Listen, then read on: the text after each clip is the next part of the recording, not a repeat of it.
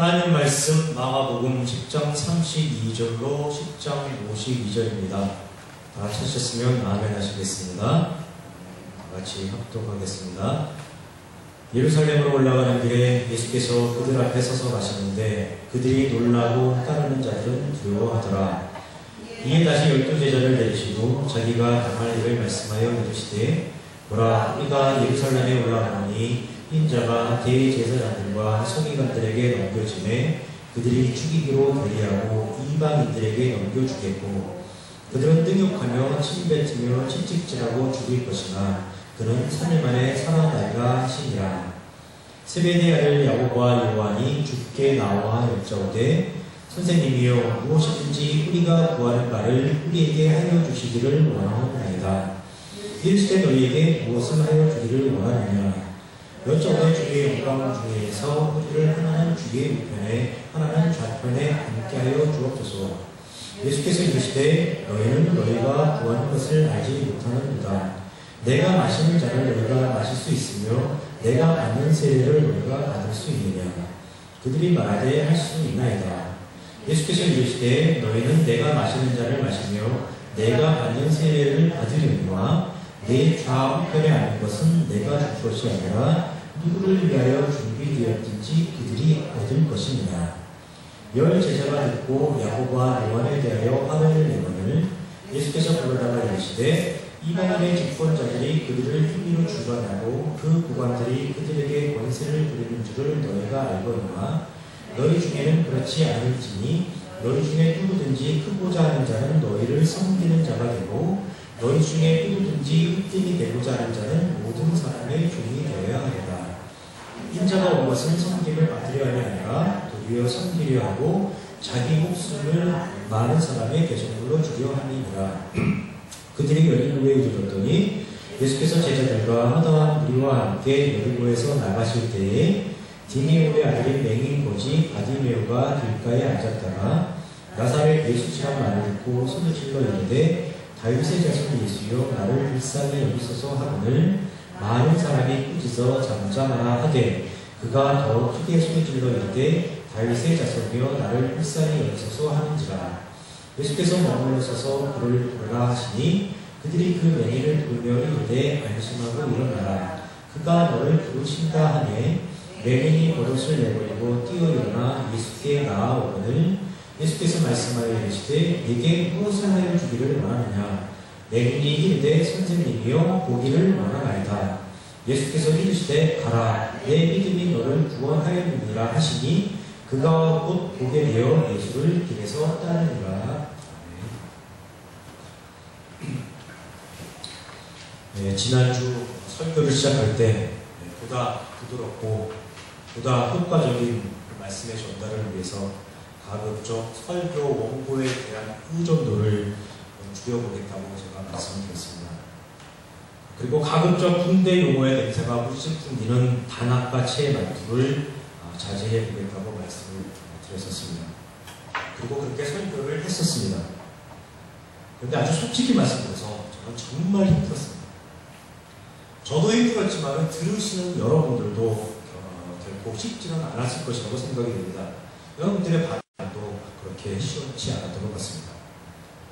자연스럽게 물 흐르듯이 말씀이 전달되어야 하는데 자꾸 의식을 하다 보니까 뭔가 부자연스럽고 뭔가 꽉 막힌 것 같고 뭔가 답답한 것 같은 그런 느낌을 설교 내내 제가 지울 수가 없었습니다. 예배가 다 끝나고 여러분들이 다 대으로 돌아가신 이후에 녹화된 설교 동영상을 한번 살펴보았습니다. 말씀 연결도 잘 안 되고 강조 포인트도 놓치고 전체적으로 힘도 없고 아주 실망스러웠습니다. 제가 아닌 것 같았습니다. 그래서 다시 설교를 녹화해서 우리 교회 카페에다가 등록을 했습니다. 성대 예배당에서 듣는 분은 아무도 안 계셨지만 다시 녹화하는 내내 그렇게 속이 시원할 수가 없었습니다. 그렇게 마음이 편할 수가 없었습니다. 그러면서 한 가지 깨달은 사실이 있습니다. 마음 먹는다고 다 되는 것이 아니로구나. 결심한다고 다 되는 것이 아니로구나. 사람은 스스로 할 수 있다고 생각하는데 그것이 다 착각이었고 그것이 다 미련을 던 것이었구나. 스스로 해낼 수 있다는 자신과 교만이 다 인간의 사람의 죄적인 생각에서 나온 것이었고 그랬었기 때문에 2000년 전에 예수님께서 이 땅에 오신 것이었고 참 많은 것을 깨달았던 그런 지난주 주일 오후였습니다. 그래서 이번 주부터는 다시 원래 모습으로 되돌아가기로 했습니다. 가급적 원고에 의존하는 그 의존도를 좀 줄여보겠지만은 말투마저 인위적으로 바꾸는 그런 일까지는 그만두기로 했다는 것입니다. 그냥 자연스럽게 물 흘러가는 대로 제가 평상시에 하던 대로 말씀을 전하기로 했습니다. 그러다 보면 어느 목사님이 말씀처럼 한 5년에서 5년 가면 지금보다도 훨씬 더 나은 자연스럽게 말씀을 전하는 그런 설교자가 되겠을 거라고 믿습니다. 일주일 만에 약속을 번복한 저의 심정 다 이해해 주시리라고 믿습니다. 다 이해하실 줄 믿고 오늘 설교를 시작하겠습니다. 오늘 본문은 예루살렘으로 올라가는 길에 예수님께서 예수님의 죽음과 부활에 대해서 말씀해 주시는 장면으로부터 시작됩니다. 그런데 예수님께서 예수님의 죽음과 부활에 대해 말씀하신 장면은 이번이 첫 번째가 아니었습니다. 세 번째에 해당합니다. 즉 이전에 이미 두 번에 걸쳐서 예수님께서 예수님의 죽음과 부활에 대해 제자들에게 말씀해 주신 적이 있었다는 뜻입니다. 그럼에도 불구하고 오늘 또 예수님께서 세 번째로 예수님의 죽음과 부활에 대해서 제자들에게 말씀해 주신 이유는 대화의 상대인 제자들이 전혀 예수님의 말씀을 알아듣지도 못하고 이해하지도 못하기 때문입니다. 마가복음 8장 31절에 보게 되면 인자가 많은 고난을 받고 장로들과 대제사장들과 서기관들에게 버림받아 죽임을 당하고 사흘 만에 살아나야 할 것을 비로소 그들에게 가르치시되라고 첫 번째로 말씀하셨습니다. 그 말씀을 하신 이후에 예수님께서 어떤 존재인지 예수님의 십자가 사역의 의미가 어떤 것인지에 대해서 알려주시기 위해 예수님께서는 변화사 사건을 일으키셨고 또 귀신 들린 아이를 고쳐주셨습니다. 변화사 사건을 통해서는 사람들이 추앙하는 성경 속의 인물 위대한 이스라엘의 영웅이라는 엘리야 모세가 아니라 오로지 예수 그리스도 육신을 입고 이 땅에 오신 하나님으로서만 모든 문제가 해결받을 수 있다는 것을 알려주시는 것이었습니다. 또 귀신 들린 아이를 고쳐주시는 사건을 통해서는 믿음과 기도가 사람의 문제를 해결할 수 있는 수단과 방법이 결코 아니라는 것을 보여주면서 오로지 하나님의 은혜, 즉 예수님의 십자가 사역으로만 사람의 근원적인 문제, 본질적인 문제를 해결할 수 있다는 것을 알려주었습니다. 그리고 마가복음 9장 31절 인자가 사람들의 손에 넘겨져 죽임을 당하고 죽은 지 3일 만에 살아나리라 라고 두 번째로 죽음과 부활에 대해서 말씀하셨습니다. 그리고 계속해서 누가 더 큰 자인가 논쟁하는 제자들의 모습, 예수님과 제자들 이해를 따르지 않는 무리들에 관한 이야기, 그리고 이혼에 대한 가르침, 그리고 재물이 많은 사람이 어떻게 해야 영생을 얻는가 하는 그런 예수님과 대화하는 장면을 기록했었습니다. 이 내용들 역시 죄인이 어떤 존재인지 그 실체를 밝히면서 그 죄의 문제를 해결하기 위해서는 오로지 예수님께서 십자가를 지셔야만 한다는 것을 제자들로 깨닫게 하시는 그런 내용이었습니다. 그리고 이어지는 내용이 오늘 예수님께서 세 번째로 자신의 죽음과 부활에 대해 제자들에게 말씀하신 장면입니다. 제가 조금 전 예수님께서 세 번에 걸쳐서 반복적으로 자신의 죽음과 부활, 즉 십자가 사역에 대해서 말씀해 주시는 이유는 듣는 당사자들인 제자들이 그 의미를 전혀 깨닫지 못하기 때문이라고 말씀드렸습니다. 알아듣지 못하기 때문이라고 말씀드렸습니다. 그런데 한 가지 생각해 볼 것이 있습니다. 그것은 바로 제자들의 알아듣지 못하는 제자들에 대한 예수님의 반응입니다. 일반적으로 우리는 한두 번 설명을 해줬을 때 상대방이 알아듣지 못하면, 이해하지 못하면 우선 짜증부터 냅니다. 심한 경우에는 화를 내는 경우도 있습니다. 그리고 어떤 경우에는 매질을 하는 경우도 있습니다. 그런데 예수님께서도 그렇게 하셨을까요? 예수님도 알아듣지 못하는 제자들에 대해서 답답해 하셨을까요? 예수님도 알아듣지 못하고 이해하지도 못하는 그런 제자들에 대해서 짜증을 내셨을까요? 아니면 너희들이 나를 따라다닌 지가 어언 3년인데 도대체 처음보다 나아진 것이 것이 무엇이냐라고 제자들을 꾸짖거나 책망을 하셨을까요? 예수님은 제자들에 대해서 어떤 생각을 하시고 어떤 반응을 보이셨을까요? 결론부터 말씀드리자면 예수님은 답답해 하시거나 짜증을 내시거나 안타까워하지도 않으셨고 제자들에 대해서 꾸중도 책망도 전혀 하지 않으셨습니다. 왜냐하면 예수님께서는 그들이 알아들으리라고 그들이 이해하리라고 전혀 기대하지 않으셨기 때문입니다. 아무리 말씀을 하셔도 수비의 경인기라는 것을 아시고 계셨기 때문입니다. 아무리 가르침을 주어도 한 귀로 듣고 한 귀로 흘려버릴 것이라는 것을 예수님은 다 아시고 계셨기 때문입니다. 그런데 이상하지 않습니까? 아무리 가르쳐봐야 소용이 없다는 것을 아시면서도 아무리 그 얘기를 해줘도 제자들이 전혀 이해하지 못하고 알아듣지 못할 거라고 그렇게 생각을 하시면서도 예수님께서는 반복적으로 자신의 죽음과 부활에 대해서 말씀을 하셨습니다. 그리고 또 여러 사례를 통해서 반복적으로 십자가 사역의 의미를 제자들에게 알려주셨습니다. 가르침을 베풀어 주셨습니다. 왜 그러셨을까요? 그 이유는 언젠가는 제자들이 알아들을 수 있고 언젠가는 제자들이 이해할 수 있기 때문입니다. 지금 당장에는 제자들이 전혀 알아듣지도 못하고 알아듣지도 못하고 이해하지 못하더라도 예수님의 가르침의 의미를 언젠가는 그 의미를 깨닫게 되는 때가 반드시 오기 때문입니다. 그때가 언제입니까? 바로 성령이 임할 때입니다. 요한복음 14장 26절에 보면은 보혜사 곧 아버지께서 내 이름으로 보내실 성령 그가 너희에게 모든 것을 가르치고 내가 너희에게 말한 모든 것을 생각나게 하리라 라고 예수님께서 말씀하셨습니다. 성령이 임하면 모든 것이 기억나고 모든 것이 생각나고 모든 것이 깨달아지는 것입니다. 그리고 그 말씀대로 사도행전 2장에서 성령이 임하니까 예수님 사후 뿔뿔이 흩어졌던 제자들이 비로소 온전한 예수님의 제자의 모습으로 변화되기 시작한 것입니다. 그렇습니다. 기독교는 나 스스로 공부하고 나 스스로 연구하고 나 스스로 행하고 나 스스로 노력하고 나 스스로 공덕을 쌓아서 열매를 맺어가는 그런 종류가 아닙니다. 성령이 임해야 하는 것입니다. 먼저 하나님의 은혜가 임해야 하는 것입니다. 하나님의 심정과 마음이 내게 들어와야만 하는 것입니다. 그래야만 내가 비로소 하나님의 원리, 하나님의 가치, 하나님의 기준을 가지게 되는 것이고 온전한 하나님의 성도, 온전한 하나님의 백성이 되어서 하나님의 뜻을 세상에 구현하며 하나님의 뜻을 세상에 선포하며 살아가게 되는 것입니다. 그 성령을 받은 자가 누구입니까? 그 은혜를 받은 자가 누구입니까? 바로 저와 여러분입니다. 우리 모두는 성령을 받은 자들입니다. 성령을 받았기에 지금 이 자리에 함께하고 있는 것이고 성령을 받았기에 찬양을 드릴 수 있는 것이고 성령을 받았기에 기도를 할 수 있는 것입니다. 성령을 받았기에 하나님의 원리와 가치, 기준을 가지게 되는 것이고 성령을 받았기에 하나님의 심정과 마음으로 모든 것을 인식할 수 있는 존재가 되는 것이고 성령을 받았기에 하나님의 방식으로 행동하고 살아갈 수 있는 그런 존재가 되는 것입니다. 그런데 그렇게 살아가고 있습니다. 이 땅에 수많은 성도가 있습니다.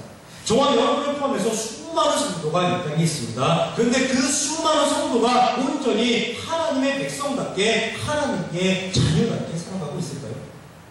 그렇습니다. 라고 저는 자신 있게 대답할 수가 없습니다. 자신이 없습니다.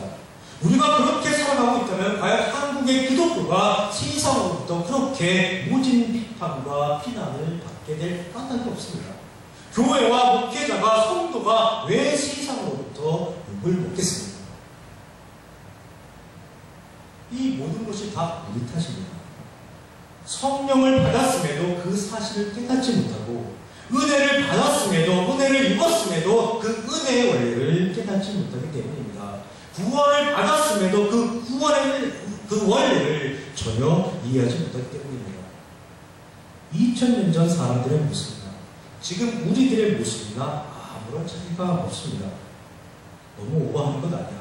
너무 과장하는 것 아니야? 설마 2000년 전 사람들과 우리가 아무 차이가 없을까? 그렇게 생각하시는 분 계실지 모르겠습니다. 그러나 제가 오버하는 게 아닙니다.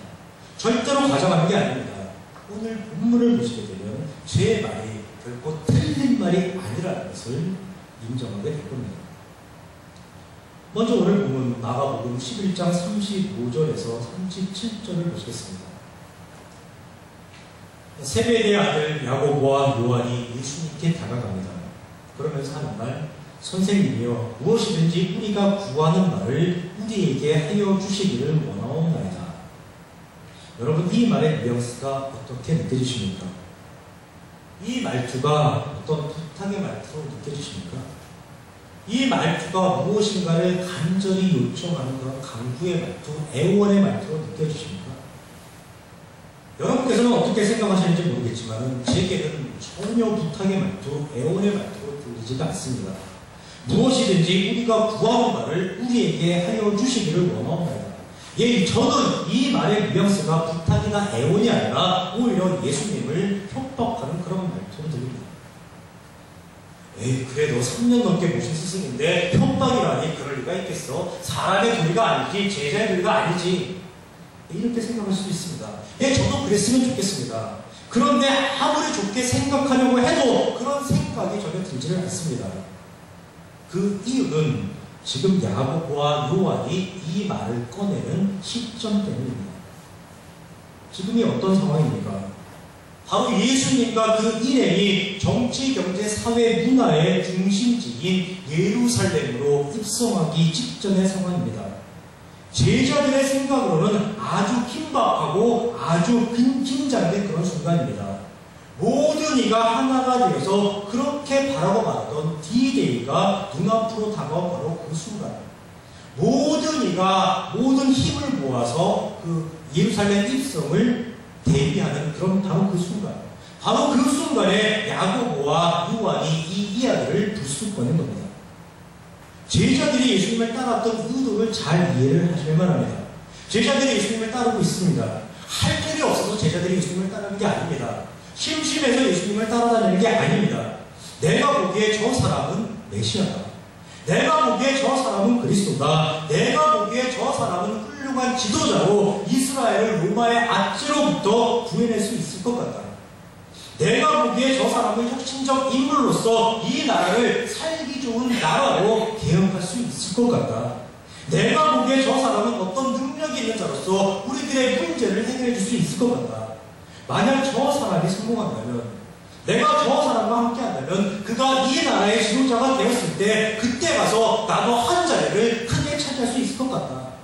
예, 제자들은 바로 그런 생각을 하면서 예수님을 따랐던 것입니다. 그런 생각과 기대를 하면서 예수님을 따라다닌 지 3년이 지났습니다. 그동안은 정말로 제자들은 답답했을 것입니다. 맨날 병들이 지역만 돌아다니면서 병자와 귀신 들린 자와 죄인들만 상대하고 있습니다. 툭하면 바리새인들과 서기관들과 더불어 언쟁을 벌입니다. 예수님에 대해서 회의감이 찾아왔을 것입니다. 우리가 지금 저자를 따라다니고 있는 게 정말 맞는 일이야? 이런 생각이 들었을지도 모릅니다. 그러나 모든 것을 참아낼 수 있었습니다. 왜냐하면 어차피 별 볼일 없는 그런 인생으로 사는 것보다 한번 대박을 터뜨려보자는 그런 욕망이 그들을 사로잡고 있었기 때문입니다. 그런데 드디어 예수님께서 행동에 나서십니다. 나라의 중심지인 예루살렘을 향하여 예수님께서 입성할 준비를 하시는 것입니다. 야고보와 요한은 마음이 다급해질 수밖에 없습니다. 더군다나 예수님께서 죽을지도 모른다고 말씀하셨습니다. 이들은 예수님의 죽음과 부활을 예수님이 작전 중에 이방인 즉 로마의 군인들에게 사로잡혀서 혹시라도 죽을지도 모르는 것으로 오해를 하고 있습니다.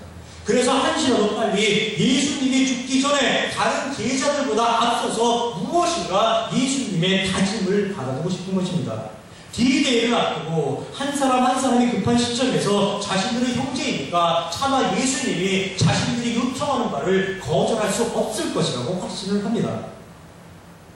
오랜 시간 동안 군소리하지 않고 따라다녔기에 예수님도 차마 자신들이 요청하는 바를 거절할 수 없을 것이라고 확신합니다. 그런 생각을 가지고 있으니까 선생님이여 무엇이든지 우리가 구하는 바를 우리에게 하여 주시기를 원하옵나이다 라고 강경한 말투로, 당황한 말투로, 거의 협박조의 말투로 예수님께 말을 건네는 것입니다.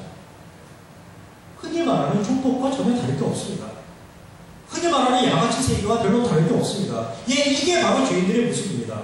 상대방이 처한 상황, 상대방이 처한 약점을 이용해서 자신의 목표를 달성하기 위해서 오히려 상대방을 더 구석으로 몰아가는 것, 바로 죄적 원리의 극치입니다. 지금 야고보와 요한이 죄적 원리에 사로잡힌 주인의 진면목을 아주 여실히 보여주고 있는 것입니다. 예수님께서는 이들의 생각을 아실까요? 모르실까요? 당연히 아십니다. 이들의 심리 상태에 대해서 아주 꿰차고 계시고 이들이 어떤 요구를 하고 있는지도 다 알고 계십니다. 죄인이 어떤 존재인지 그 실체에 대해서 예수님은 다 알고 계십니다. 그들의 생각을 훤히 아시기에 예수님은 놀라지도 않고 당황하지도 않고 그들을 괘씸하게 여기지도 않습니다. 예수님은 다 알고 계시기에 그들을 양채 같다고 꾸짖지도 않으시고 그 불공평하다고 그들이 불의하다고 말씀하시지도 않습니다. 그 대신 아주 천연덕스럽게 너희에게 무엇을 하여 주기를 원하느냐라고 되묻으신 겁니다. 하나님의 차원과 죄인의 차원, 하나님의 수준과 죄인의 수준을 우리는 아주 분명하게 확인할 수 있는 겁니다. 예수님께서 너희에게 무엇을 하여 주기를 원하느냐라고 묻자 마치 기다렸다는 것이 야고보와 요한이 하는 말이 주의 영광 중에서 우리를 하나는 주의 우편에 하나는 좌편에 앉게 하여 주옵소서입니다. 개혁이 성공하여 개혁이 성공해서 정치 권력을 잡게 되면 정치 권력을 잡아서 이 땅의 지도자로 우뚝 서게 되면 우리 형제들을 잊지 말고 하나는 우위전에 하나는 좌위전에 앉혀달라는 겁니다. 나라의 1등 공신으로 인정해달라는 것입니다. 우리는 그 자리에 앉을 만한 충분한 자격과 조건을 갖추었다고 얘기하는 것입니다. 3년 동안이나 아무 조건 없이 당신을 따라다녔으니까 이제 그 정도 보상은 당연히 받아내겠다는 겁니다. 세상에 공짜가 어디 있냐는 것입니다. 야고보와 요한에게서 하나님의 은혜의 원리는 눈꽃만큼도 발견할 수 없는 것입니다. 그런데 야고보와 요한만 그랬을까요? 그렇지 않습니다. 나머지 제자들도 모두 똑같은 생각을 했습니다. 단지 야고보와 요한에게 선수를 빼앗겼을 뿐입니다. 마가복음 10장 41절에 그 증거가 기록되어 있습니다. 10 제자가 듣고 야고보와 요한에 대하여 화를 내거늘 이렇게 중요한 시점에 어떻게 그런 이야기를 꺼낼 수 있느냐고 그 두 형제를 책망하고 나무라는 것이 아닙니다. 두 형제가 의리가 없다고 그들을 비난하는 것이 아닙니다. 그저 두 형제에게 선수를 빼앗긴 것이 억울하고 분한 것입니다. 예, 12제자 모두 죄인의 수준, 죄인의 차원, 죄인의 가치에서 한치도 벗어나지 못한 채 오로지 자신들의 입장만 주장하고 있는 겁니다. 이게 2000년 전 예수님을 직접 따라다니며 예수님으로부터 가르침을 받았던 제자들의 생생한 모습입니다. 그런데 우리가 과연 이들을 비판하거나 비난할 수 있을까요? 제자들이 그러면 돼라고 말할 수 있을까요? 아닙니다. 우리는 그렇게 할 수가 없습니다. 왜냐하면 이들은 아직 예수님의 십자가 사역을 경험하지 못했고 당연히 성령도 받지 않았기 때문입니다. 즉 예수님과 동일한 시대에 동일한 공간에 존재하고는 있었지만 여전히 죄인의 상태라는 이야기입니다. 그런데 우리는 어떤 존재입니까? 21세기 대한민국 기독교 성도는 어떤 존재입니까? 모두 다 예수님 십자가 사역을 경험했고 모두 다 성령을 받은 자들입니다. 모두가 구원을 받아서 죄에서 해방되어 하나님의 자녀된 존재입니다. 하나님의 심정과 마음을 가지고 하나님을 기준 삼아 살아갈 수 있는 그런 존재로 변화된 자들입니다. 그런 우리가 2000년 전 제자들과 과연 무슨 차이가 있을까요? 구원받은 우리가 아직 구원받지 못한 죄자들과 과연 어떤 차이가 있을까요? 아무 차이가 없습니다. 아니 오히려 더하면 더했지 더한 것 같지가 않습니다. 주일마다 수많은 성도가 교회를 오릅니다. 예배를 드리고 찬양을 드리고 기도를 드립니다. 왜 예배를 드리죠? 왜 찬양을 드리죠? 왜 기도를 드리죠? 오늘 야고보와 요한이 예수님이 구했던 것 바로 그것을 구하기 위해 예배 드리고 찬양 드리고 기도 드리는 것이 아닐까요? 세상 속에서 일어나는 여러 문제, 즉 가정 문제, 물질 문제, 자녀 문제, 건강 문제 이런 것들을 해결받기 위해서 그런 것이 아닐까요? 나의 의를 나는 그렇게 안 살았어. 나는 하나님 말씀 잘 알아. 그런 의를 하나님 앞에 자랑하고 싶어서 드러내기 위해서 그런 건 아닌가요? 하나님 나라에서 다른 사람보다 더 큰 상급을 받기 위한 것이 아닌가요? 제가 이런 질문을 던졌을 때 아니야 라고 말할 수 있는 분이 이 땅에 과연 얼마나 있겠습니까? 오히려 그게 맞는 건 아니야? 그러려고 교회 나가는 건 아니야? 삶의 문제를 해결받고 죽어서 천국 가고 천국 가서 더 큰 상급 받으려고 그러려고 신앙생활 하는 건 아니야? 예, 이렇게 반문하실 분이 훨씬 더 많습니다. 예, 이것이 지금 한국 기독교의 수준입니다. 이것이 지금 한국 기독교의 현실입니다. 성도의 정체성, 교회의 정체성에 대한 이해가 전혀 없고 예배, 찬양, 기도가 무엇을 의미하는지도 모른 채 그저 형식적인 종교 행위로만 행해지고 있을 뿐입니다. 왜 이렇게 됐느냐? 기초가 없어서 이렇게 된 것입니다. 지금 인천에서 아시안게임이 한참 벌어지고 있습니다. 수많은 청년들이 조국의 명예를 위해서 그리고 자신의 명예를 걸고 각 종목에서 땀을 흘리고 있습니다. 좋은 결과를 얻는 선수도 있고 그렇지 못한 선수도 분명히 있습니다. 그런데 어떤 선수가 좋은 결과를 얻는지 아십니까? 기초가 튼튼한 선수가 좋은 결과를 얻게 되어 있습니다. 자기 종목에 대한 확실한 이해가 전제가 되어 있고 경기를 지배할 수 있는 튼튼한 체력이 전제되어 있어야만 좋은 결과를 얻을 수 있는 것입니다. 그 전제가 충족되지 않는다면 아무리 기량이 출중해도 아무리 능력이 출중해도 결코 좋은 결과를 얻어낼 수가 없는 것입니다. 그런데 지금 한국 교회가, 한국 기독교가 바로 그런 꼴입니다. 전혀 기초가 다져져 있지 않습니다. 하나님이 어떤 분인지, 예수님이 왜 오셨는지, 기독교의 궁극적인 가르침이 무엇인지, 성도라는 존재가 어떤 존재인지, 교회에서 이루어지는 여러 가지 종교 행위가 어떤 의미를 갖고 있는지 제대로 이해하지 못한 채 그저 열심만 내고 있을 뿐입니다. 열심을 내면, 땀을 흘리면 하나님도 감동하실 것이고 자기가 구하는 바를 들어주실 것이라고 기대를 합니다. 그런데 성경이 과연 그런 이야기를 하고 있느냐 말입니다. 기초가 없으면 모든 것은 소용없게 되어 있습니다. 기초가 없으면 모든 것이 무용지물이 되게 되어 있습니다. 특히 종교에서는 기초가 무엇보다도 중요합니다.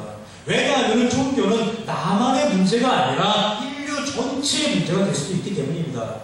눈에 보이는 현상만을 다루는 것이 아니라 눈에 보이지 않는 정신세계를 다루고 있기 때문입니다. 따라서 종교가 왜곡되면 예기치 않았던 그런 심각한 사건들이 발생합니다. 개인의 문제가 아니라 사회 문제, 국가 문제, 나아가서는 전 세계 문제로 얼마든지 확대될 수도 있습니다. 우리는 그러한 실상을 이미 역사를 통해서 수없이 목격을 했고 지금도 여전히 그런 현상을 보고 있습니다. 그럼 어떻게 하면 기초를 다질 수 있을까요? 기독교에서 기초를 다지는 방법은 무엇일까요? 그것은 너무나 간단합니다. 성경을 가까이 하는 것뿐입니다. 성경을 읽는 것뿐입니다. 하나님께서 하나님 스스로를 사람에게 알려주시기 위해서 사람에게 은혜를 주신 선물, 그 성경을 읽는 것뿐입니다. 왜냐하면 그 성경 안에 하나님의 모든 진리가 담겨져 있기 때문입니다. 목사에게 의지하지 마시고 종교서적에 의지하지 마시고 종교 행위에 의지하지 마시고 성경을 통해서 진리에 이르시는 우리 담임 성도 되시기를 주님의 이름으로 축원합니다. 다시 본문으로 돌아가 보겠습니다. 야고보와 요한은 너희에게 무엇을 하여 주기를 원하느냐라고 라는 예수님의 물음에 우리를 하나는 주의 우편에 하나는 주의 좌편에 앉게 해달라고 얘기를 했습니다. 그러자 예수님께서 마가복음 10장 38절 너희는 너희가 구하는 것을 알지 못하는도다. 내가 마시는 잔을 너희가 마실 수 있으며 내가 받는 세례를 너희가 받을 수 있느냐라고 되물었습니다. 본문에서 야고보와 요한의 요구는 인간적인 관점에서 죄적인 관점에서는 지극히 있을 수 있는 일입니다. 그들은 지금 돌아가는 상황을 보면서 언제 구해야 하는지 무엇을 구해야 하는지 어떻게 구해야 하는지 다 안다고 생각을 하고 있고 그 생각 최선을 다해서 실행에 옮긴 것입니다. 그러나 그것은 그들의 완벽한 오해였습니다. 그들의 전적인 오해였습니다. 그들은 자신이 안다고 생각을 했지만 실제로는 아무것도 몰랐습니다.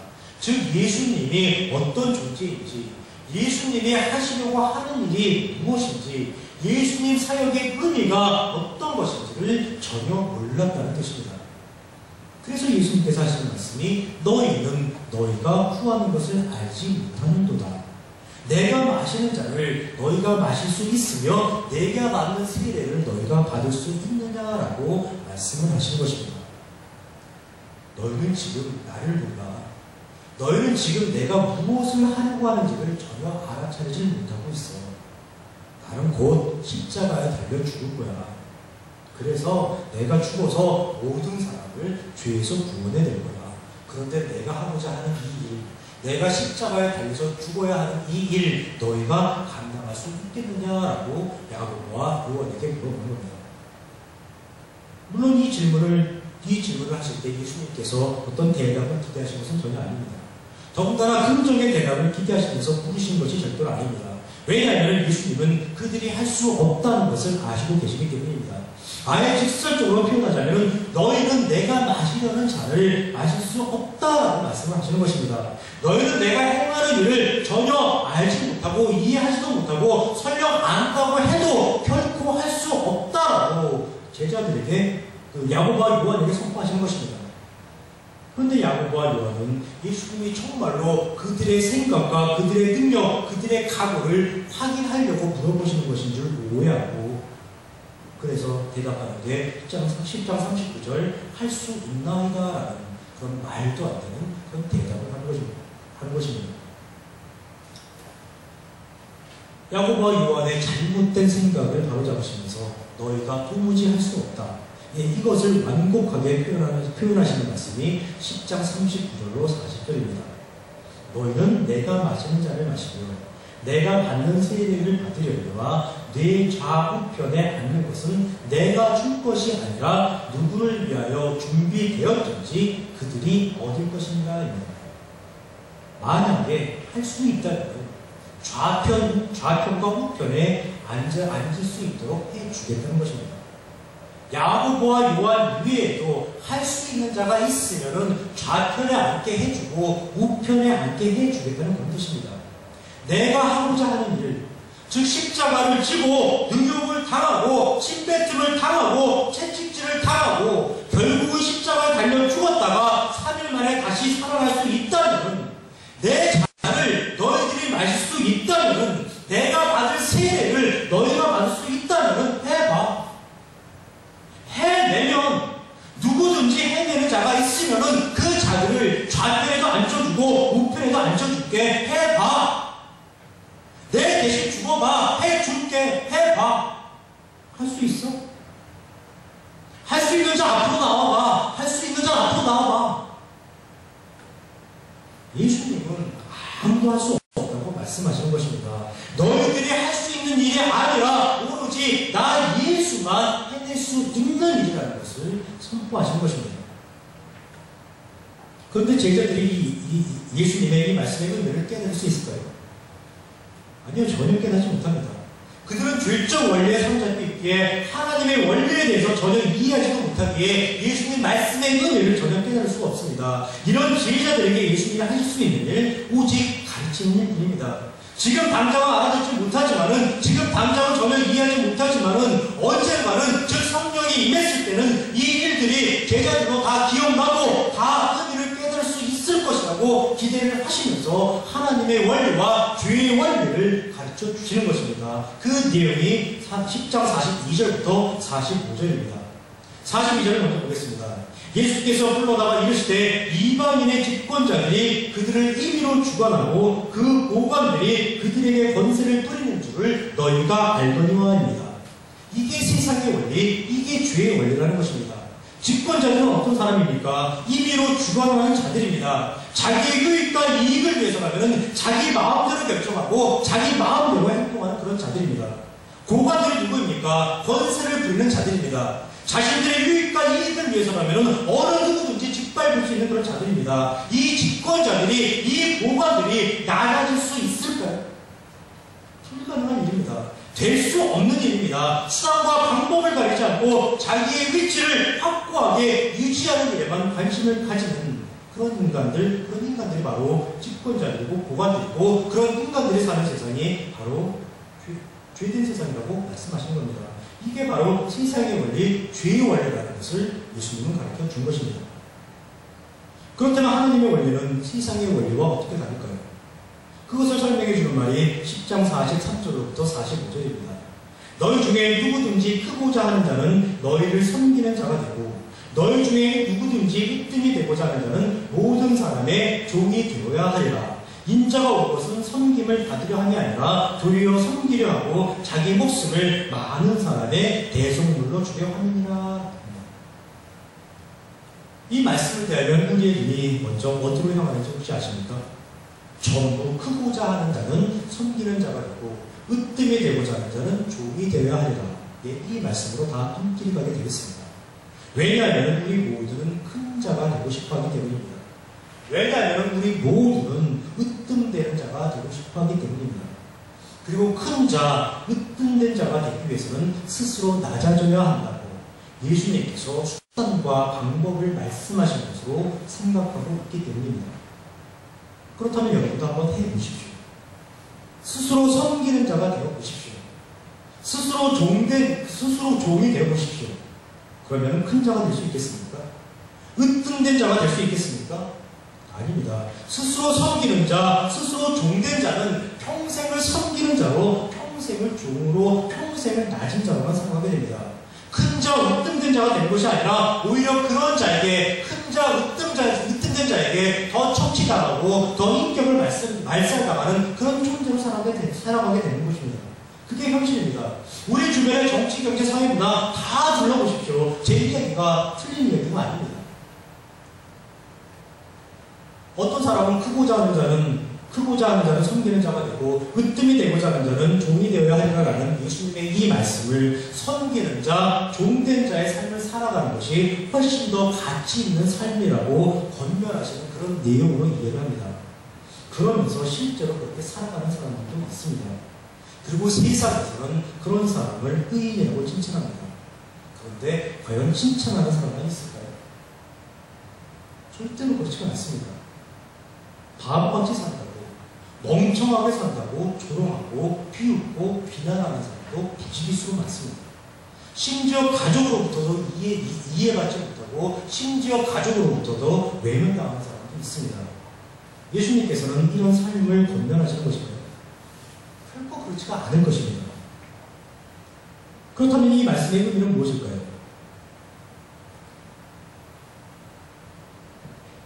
이 말씀의 의미는 사람으로서는 결코 할 수 없다는 표현입니다.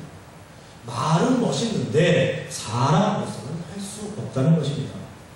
표현은 그럴듯한데 할 수 없다는 것입니다. 말은 맞는 것 같은데 사람으로서는 안 된다는 것입니다. 왜 그렇습니까? 죄의 원리가 작동합니다. 죄의 원리가 세상을 지배하니까 죄인은 안 된다는 것입니다. 죄인은 스스로 아름다운 세상을 만들어 나갈 수 없다는 것입니다. 누군가가 사람이 죄의 문제를 해결해 주지 않으면 사람은 결코 행복해질 수 없다는 것입니다. 사람은 결코 스스로 낮아질 수 없다는 것입니다. 사람은 스스로 섬기는 자, 스스로 종된 자가 될 수 없다는 것입니다. 그래서 등장하는 말씀이 45절, 인자가 온 것은 섬김을 받으려 함이 아니라 도리어 섬기려 하고 자기 목숨을 많은 사람의 대속물로 주려 함이니라입니다.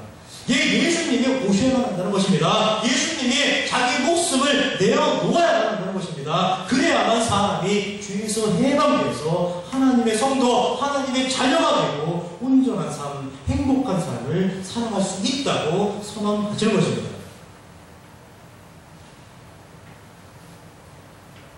야고보와 요한은 스스로 자격이 있다고 생각을 했습니다.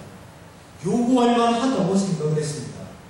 이런 야고보와 요한에 대해서 예수님께서는 인간으로는 할 수 없어라고 그렇게 말씀해 주신 것입니다.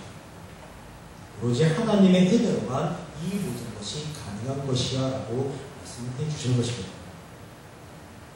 야고보와 요한은 예수님께 나와서 어쩌면 뻔뻔스럽게, 어쩌면 당당하게 그렇게 예수님께 원하는 것을 구했습니다. 이런 야고보와 요한과 대조해서 등장하는 인물이 오늘 마가복음 10장 42절에서부터 10장 46절에서부터 52절에 기록된 바디메오입니다. 46절에 보니까 디메오의 아들이 맹인 거지 바디메오가 길가에 앉았다가라고 되어 있습니다. 바디메오는 거지입니다. 게다가 바디메오는 맹인입니다. 맹인인 것도 서러울 것이고 거지인 것도 서러울 터인데 그는 맹인 거지입니다. 얼마나 절박한 사람입니까? 이 절박한 사람이 나사렛 예수가 지나간다는 말을 듣고 소리 높여 외칩니다. 다윗의 자손 야 예수여 나를 불쌍히 여기소서라고 외칩니다. 그러자 많은 사람들이 그를 잠잠하고 꾸짖습니다. 이 많은 사람들은 어떤 사람들입니까? 볼 수 있고 들을 수 있는 사람들입니다. 맹인 거지 바디메오보다 훨씬 더 형편이 좋은 사람들입니다. 바디메오에 비해서 스스로 자격과 조건을 갖추고 있다고 생각하는 사람들입니다. 이 사람들은 왜 바디메오를 꾸짖을까요? 시끄럽다는 것입니다. 너는 이 자리에 어울리지 않는다고 꾸짖는 것입니다. 나라를 구원할 메시아가 지금 길을 지나가고 있는데 어떻게 너 같은 자가 뛰어들 수 있느냐고 책망하는 것입니다. 자신들은 절박하지 않으니까 바디메오의 그런 절박한 상황을 전혀 알 수가 없으니까 바디메오를 꾸짖는 것입니다. 그러나 바디메오는 그들의 꾸짖음에 결코 동의하지 않습니다. 포기하지 않습니다. 아니 결코 포기할 수가 없습니다. 왜냐하면 이번이 마지막 기회라고 그는 생각하고 있기 때문입니다. 눈을 뜰 수 있는 마지막 기회라고 바디메오는 생각하기 때문입니다. 앞을 못 보니까 예수님이 어느 방향에 계실지를 모르니까 사방을 둘러보면서 큰 소리로 막무가내로 외칩니다. 다윗의 자손 야손 예수여 나를 불쌍히 여기소서라고 외칩니다. 예, 불쌍히 여기소서라고 외쳤습니다. 예, 바디메오는 불쌍히 여기소서라고 외쳤습니다. 왜 그런데 그는 불쌍히 여기라고 외쳤을까요? 그 이유는 자신이 메인인 것을 스스로 해결할 수 없다는 것을 스스로가 알고 있기 때문입니다. 자신의 수단과 방법으로는 도저히 자신의 문제를 해결할 수 없다는 것을 알고 있기 때문입니다. 누군가가 불쌍히 여겨주지 않으면, 은혜를 베풀어주지 않으면 그는 도저히 자신의 문제에서 헤어날 수 없다는 것을 알고 있기 때문입니다. 이 사람은 절박하지 않으면 불쌍히 여겨달라고 말하지 않습니다. 자신의 문제를 스스로 해결할 수 있는 수단과 방법이 조금이라도 남아있으면 남에게 매달리지 않습니다. 어떻게 해서든지 스스로 해결해 보려고 노력합니다. 그렇게 하다 안 되면 도움을 구하는 문제, 그 문제가 바로 사람입니다. 그렇게 하다 안 되면 찾는 곳이 어디입니까? 그곳이 바로 교회입니다. 하나님의 도움을 구하는 것입니다. 왜 그렇습니까? 더 이상 대책이 없으니까. 하나님으로 말미암지 않으면 도저히 해결될 수 없는 문제입니다. 그런데 요즘은 어떤지 아십니까? 처음부터 작정하고 교회로 나갑니다. 처음부터 하나님의 도움을 구하려고 교회로 나갑니다. 해보지도 않고 자신이 해결할 수 있는 여지가 충분히 있는데도 그렇게 절박하지 않은데도 아예 처음부터 작정하고 교회에 나가서 하나님께 떼쓰고 매달립니다. 교회가 어느새 세상 문제를 해결해 주는 것으로 변해버렸습니다. 교회가 세상 문제를 해결할 수 있는 수단과 방법을 알려주는 곳으로 변해 있습니다. 다 기독교에 대한 오해이고 다 교회에 대한 오해입니다. 하나님께서 일하시는 방식을 우리가 오해할 때가 참 많습니다. 하나님께서 일하시는 방식을 잘 이해하셔야만 합니다. 하나님께서는 사람의 일에 개입하기를 원하지 않습니다. 하나님께서는 사람 스스로가 선택하고 사람 스스로 해결할 수 있는 그 자유의지를 사람에게 주셨고 그 자유의지에 의해서 사람 스스로 행복하게 살아가기를 원하시는 그런 분이십니다. 그런데 그 자유의지가 바로 죄로 인해서 심각하게 손상되고 사람이 사람답게 살아갈 수 없는 그런 처지와 형편에 놓이게 되었습니다. 그래서 하나님께서는 모든 문제의 원인이 되는 죄의 문제를 해결하려고 하시는 것이고 그것을 통해서 사람을 다시 회복시키는 것입니다. 예를 들어서 바디메오의 경우를 한번 살펴보겠습니다. 맹인이라는 그의 문제 분명히 심각합니다. 거지라는 그의 문제 분명히 심각합니다. 맹인이라는 문제는 자신 스스로 결코 해결할 수 없는 아주 절박한 문제입니다. 그런데 그것보다도 훨씬 더 심각한 것은 그가 세상에서 천대받고 비난받으면서 살고 있다는 것입니다. 그가 비록 맹인이더라도 하나님의 원리로 세상이 작동되면 그가 비록 거지라 하더라도 하나님의 원리로 세상이 작동됩니다. 하나님의 원리로 모든 것이 운영이 된다면 그는 아무 불편 없이 행복하게 살아갈 수 있는 것입니다. 주변의 모든 사람들이 하나님의 원리로 그를 도와주면 그가 전혀 불편함 없이 살아갈 수 있도록 배려를 해주면 그는 자신이 안 못 보는 것에 대해서, 자신이 거짓하는 것에 대해서 그렇게 불행하다고 생각하지 않는 것입니다. 그런데 세상은 그런 바디를 감싸주지 않습니다. 오히려 맹인이라고 차별을 합니다. 더러운 거지라고 그를 내쫓습니다. 시끄럽다고 꾸짖습니다. 그것이 바로 죄된 세상의 모습입니다. 이런 세상에서 눈을 뜨면 뭐가 달라질까요? 이런 세상에서 눈을 뜨면 그가 거지의 삶에서 벗어날 수 있을까요? 눈을 뜨면 거지에서 벗어나면 과연 행복해질 수 있을까요? 우리 모두는 눈뜬 자들입니다. 우리 모두는 거지가 아닙니다. 그렇다고 우리 모두가 다 행복할까요? 그것은 끝이 아닙니다. 새로운 요구를 하게 되어 있습니다. 눈먼 자는 눈 뜨는 것을 요구하는 것이고, 눈 뜬 자는 재물과 권력을 요구하는 것이고, 재물과 권력이 있는 자는 영생을 요구하는 것입니다. 이미 다 우리가 살펴보았습니다. 사람의 마음을 죄가 사로잡고 있으면 그 욕심으로 인해서, 그 시기와 질투로 인해서 끝없이 무엇인가를 요구하게 되어 있고, 그로 인해서 사람이 겪고 평안한 삶, 행복한 삶을 살아갈 수 없는 것입니다.